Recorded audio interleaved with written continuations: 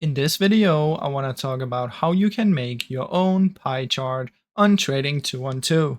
Now you can do this from the app or you can do this from the website, and all you have to do is head over to the pie chart.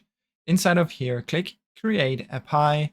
And once you're in here, what you want to do is you want to add the instruments. So this means you want to add the stocks or ETFs or whatever you want to put in here. So I'm simply going to click on this one.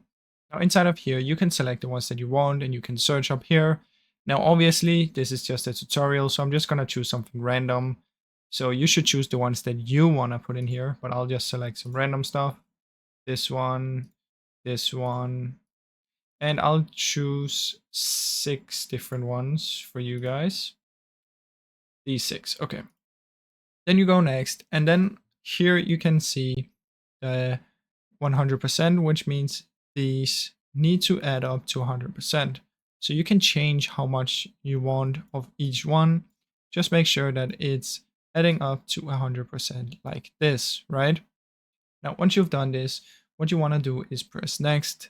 If you want to learn more about this, you can click here and it will show you the calculations for this. So next, and then you can choose if you want to auto invest or manually invest.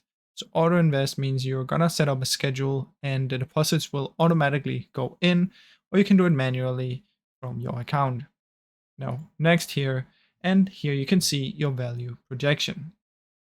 So this is the projection and it will show you in your currency. Now, obviously, you probably have a different currency than me. And here you can choose the deposits and when you want it monthly or whenever, if you do the auto investing one, and for how many years. So that's how it works. And you can press next, give it a name, and then you're good to go. So that's basically how that works, guys. Now, I hope you enjoyed this short video.